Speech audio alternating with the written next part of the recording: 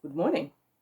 Welcome to today's review, which is for Three Singles to Adventure by Gerald Durrell.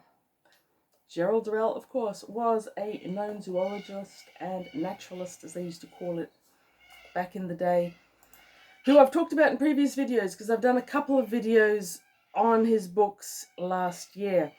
I've been reading him since I was a teenager. I rediscovered how much I enjoyed those books only last year and started recollecting all the books that had fallen by the wayside over the years.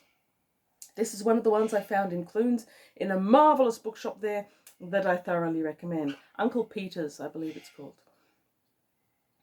So Durrell grew up at least partly in Corfu. I think most people know that because there was a movie or TV series or something, as well as the amazing books, which I reread. Search for my family and other ones in the previous hundreds of book reviews that are out there on my channel. After collecting animals for fun as a child, it was clear that he only ever wanted to work with animals, and so he got an apprenticeship at a zoo in England called Whippersale, Whippersnade, or something Whipper-like. English place names, you know, they're fascinating, but not always easy to remember.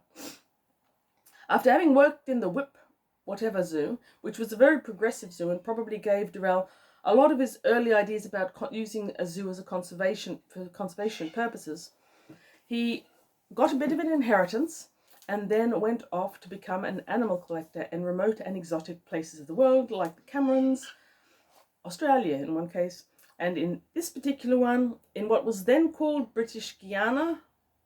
I am probably mispronouncing that hideously, and these days is known as Guyana. As far as I can tell, the only difference is that now they spell it with a Y and they didn't used to. But whatever, I don't know South America very well. Oh yes, it's in South America, as you might be able to tell from the macaw if you are bird adjacent.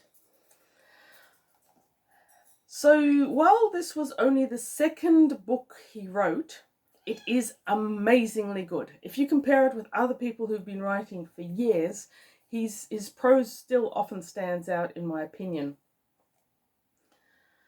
I suppose that's partly growing up in a literary family, but yeah, anyway, fantastic book. I thoroughly enjoyed it, read it start to finish. Gerald Durrell is a laugh out loud author for me. He does three things I think uniquely well.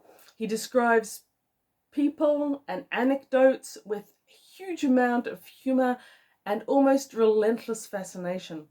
He describes scenery. He's in South America in the 50s. It isn't what it is today. It's far more remote, isolated. At one point he's in this, what I would call a mangrove system full of trees and water and caimans and, yes, some snakes too. It's gorgeous. The way he describes the scenery and the locations is lyrical. It is better than many travel writers who I've also read. But for me, of course, the main attraction is the animals, much like for Gerald Durrell.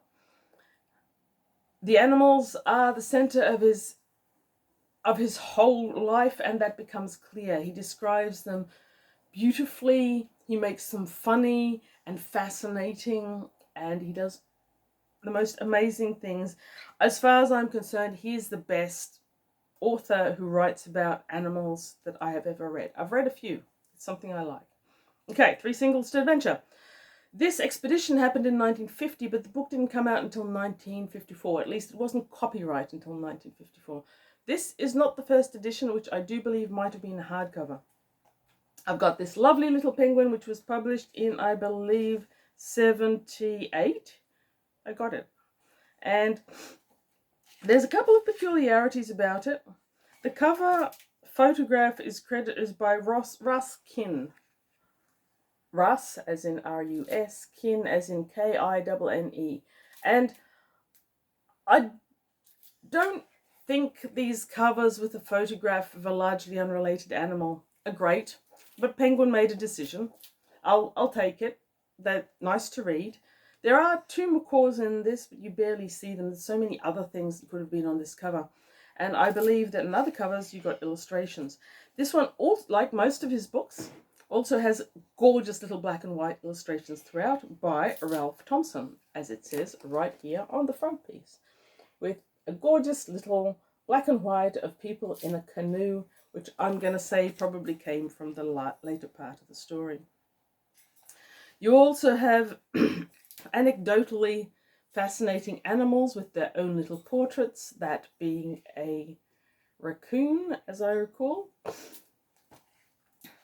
And a couple that, oh, the capybara. Where's the capybara? I like the capybara. Let me share the capybara with you. There we go. Capybara. Who doesn't love a capybara? These days people love sloths. 1950, apparently no one had heard of sloths, so he talks about them quite extensively. He also talks about the largest fish in existence that grows to, I think it's 3 meters.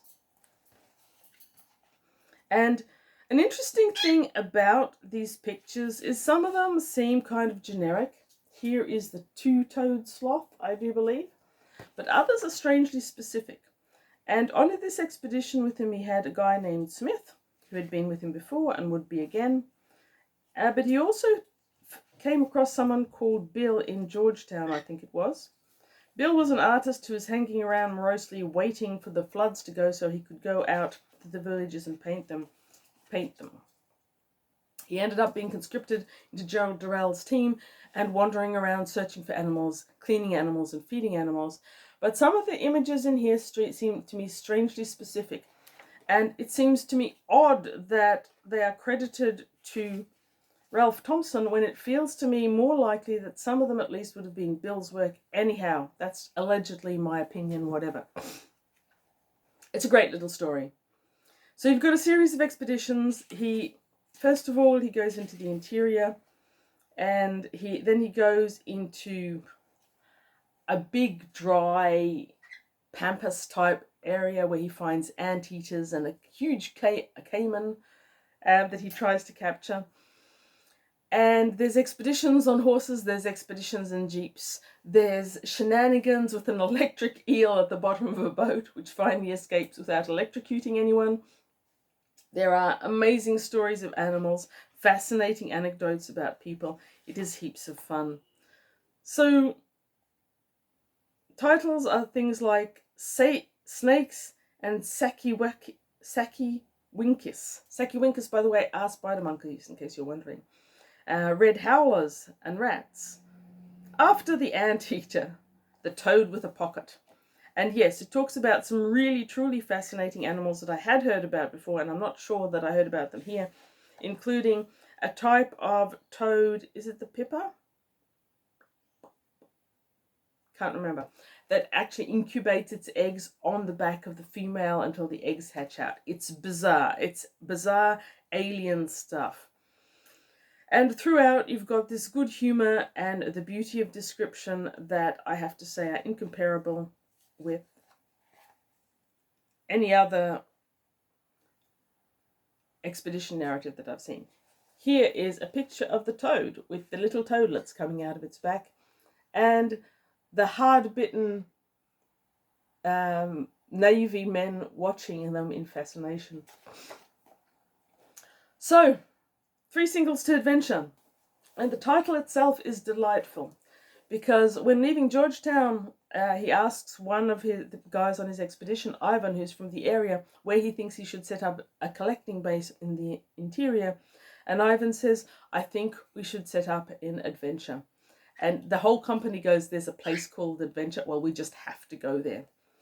And so 3 singles to adventure is essentially when he goes up to the ticketing office in Georgetown and says 3 singles to adventure first class. And that's the beginning of the novel, kind of.